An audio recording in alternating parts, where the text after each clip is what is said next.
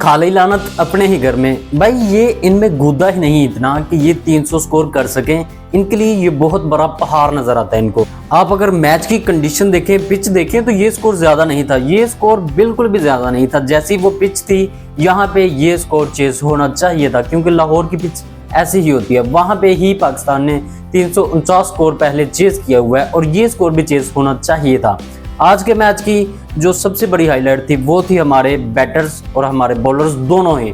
मतलब आप किसी भी एक बंदे को नहीं कह सकते कि इसने अच्छी परफॉर्मेंस दी सिवाय फौजी के।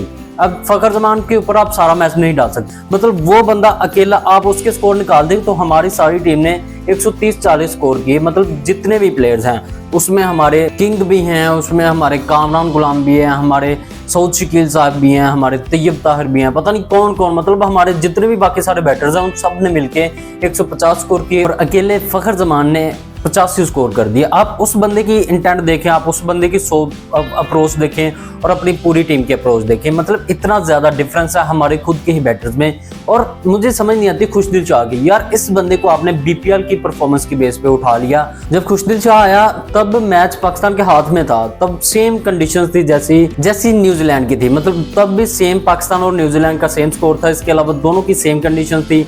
जहां पे ग्लेन फिलिप्स आया, फिलिप्स ने आके सेंचुरी कर दी उस स्कोर पे, कुछ 6 विकेट पे वो बंदा आके सेंचुरी कर गया। और उस जगह पे हमारे खुशदिल शाह आए, जो कि हमने सो कॉल्ड हमने एक ऑलराउंडर रखा हुआ है, वो आया और वो वहां पे आके हग के चला गया। यार इतनी थर्ड क्लास परफॉर्मेंस, आप इस चीज से अंदाजा लगाएं पाकिस्तान अपने ही घर में ये ट्राई नेशन सीरीज का फाइनल नहीं खेल सकेगा अब, क्योंकि अब इनको उम्मीद लगानी पड़ेगी कि न्यूजीलैंड साउथ अफ्रीका को हरा दे, पाकिस्तान साउथ अफ्रीका को हरा दे, और ऐसे मतलब कोई किसी को कुछ कर दे, कोई किसी को कुछ कर दे, फिर हम फाइनल में जाएंगे। क्योंकि ऐसी सिचुएशन बन चुकी है। अब पाकिस्तान एक मैच हार चुका है, अगला मैच पाकिस्तान का साउथ अफ्रीका के साथ, और साउथ अफ्रीका अच्छी फॉर्म में चल रहा है। उनके बॉलर्स पाकिस्तान से नहीं खेले जाते, उसके अलावा उनके बैटर्स जो हैं वो भी अच्छी बैटिंग कर जाते हैं। जो मिलर है वो आपको नहीं जीने देगा। उसके अलावा आप तो उनके जो नए 2-4 बंदे जगाए हैं इस दफा, जब पाकिस्तान की सीरीज थी तो कई उनके प्लेयर्स को आपने होश दिला दी थी, उनको अच्छी फॉर्म में वापस ले आए थे, तो वो अब आके आपको पाकिस्तान में बजाएंगे। आज के मैच में ऐसा लगा ही नहीं कि पाकिस्तान में मैच हो रहा था। मतलब क्राउड आया हुआ था, सारा अच्छा माहौल था, स्टेडियम प्यारा लग रहा था सारा।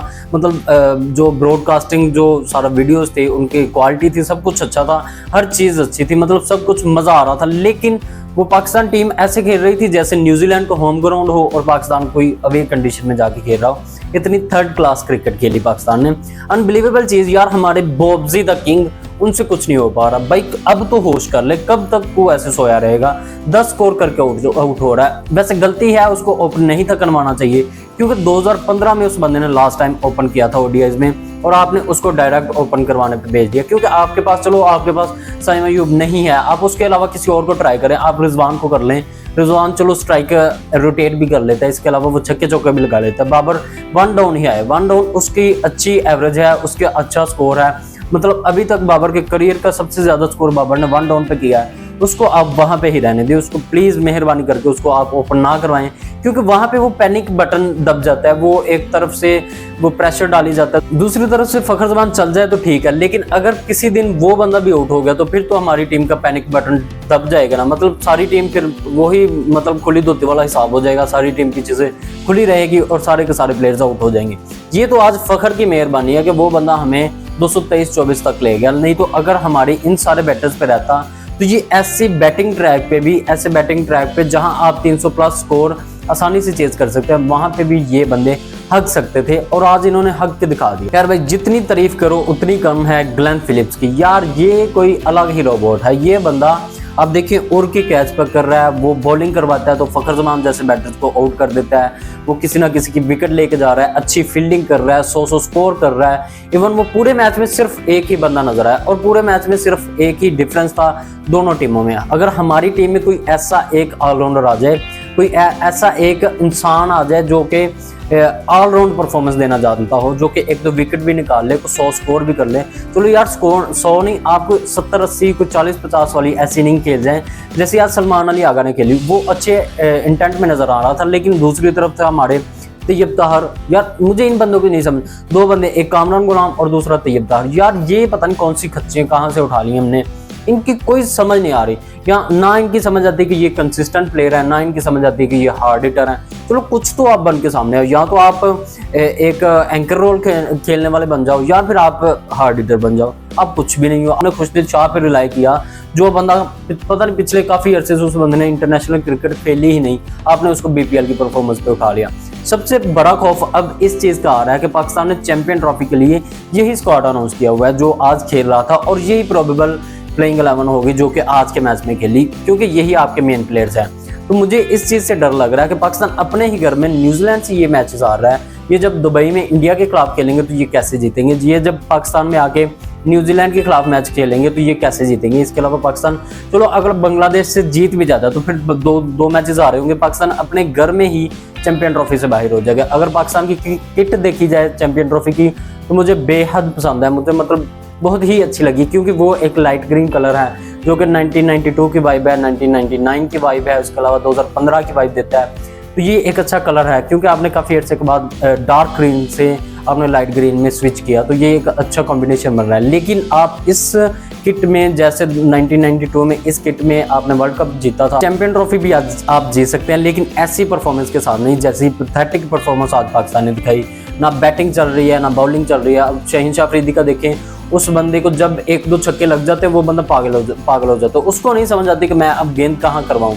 एक पता नहीं किसी फ्रेंचाइज में किसी बंदे ने बोला था कि आप शाहीन को 2 छक्के लगा लो, फिर आपको वो वहां पे गेंद फेंकेगा जहां पे आप चाहेंगे। नसीम भाई तू भी कुछ कर ले, पेट बढ़ाई जा रहा है, मुंह बढ़ाई जा रहा है, बाल बढ़ाई जा रहा है, इसके अलावा परफॉर्मेंस वहां करी है यार। इतनी गंदी परफॉर्मेंस आपने सिर्फ 2022-23 के वर्ल्ड कप में परफॉर्मेंस दी, उसके अलावा आपकी कोई परफॉर्मेंसेज नहीं है, और इसकी फिटनेस पे भी काम होने वाला है। अब हारिस रऊफ इस मैच में हमारे साथ एक बुरी चीज़ होगी, अच्छी चीज़ की तवक्को करते थे कि हम इस सीरीज़ में कुछ एक्सपेरिमेंट्स करेंगे, कुछ नई चीज़ें आजमाएंगे, कुछ अच्छा निकलेगा इस सीरीज़ से, लेकिन हमारे साथ गलत हो गया। हमारे जो हारिस रऊफ है, जो इस टाइम हमारा फुल फॉर्म में एक बॉलर था, वही बंदा इंजर्ड होकर बैठ गया, उसके पता नहीं किस ट्रेन में मसला निकल आया, 6 ओवर करवाए उस बंदे ने, 1 विकेट भी ली थी और उसके बाद वो चला गया। मुझे तो इस बंदे का डर लगा हुआ है। शाहीन शाह अफरीदी का देखे तो कुछ रिदम नजर आया, लेकिन जब उसको मार पड़नी शुरू हुई तो फिर वो मार ही खाता रहा, मतलब उसके बाद उसको नहीं समझ आई। आखिरी ओवर में पता नहीं कोई इसने 25-30 स्कोर खा लिए। अगर आप आखिरी 10 ओवर देखें तो न्यूजीलैंड ने आपको कोई 120 प्लस स्कोर मारे उन 10 ओवर में, मतलब 12-13 की एवरेज से वो बंदे गए। तो इतना मतलब डिफरेंस है पाकिस्तान के और जो न्यूजीलैंड का सेकंड पावर प्ले था, उसमें न्यूजीलैंड की सिर्फ 3 विकेटें गिरी और पाकिस्तान की 6 विकेटें गिर गई। स्कोर चाहे बराबर था। मैच असल बनाते हैं ऑलराउंडर्स, आपके पास ऑलराउंडर होना चाहिए। उसके अलावा पाकिस्तान के पास एक और बॉलिंग ऑप्शन होना चाहिए, एक आपके पास एक्स्ट्रा बॉलर होना चाहिए जो कि आपको विकेट लेके दे सके, क्योंकि चैंपियन ट्रॉफी में आपको यही पिचेस मिलने वाली हैं और इन पिचेस पे आपको 300 प्लस स्कोर ही मिलेंगे। अगर आपके पास एक एक्स्ट्रा बॉलर होगा तो कुछ बचत हो जाएगी, एक एक्स फैक्टर आपको मिल जाएगा। लेकिन अगर आपने इसी बॉलिंग लाइनअप के साथ गए तो फिर आपको ऐसे ही स्कोर पड़ेगा, और हमारे बैटर से आप तवक्को करना छोड़ दें कि वो 300 प्लस स्कोर करेंगे।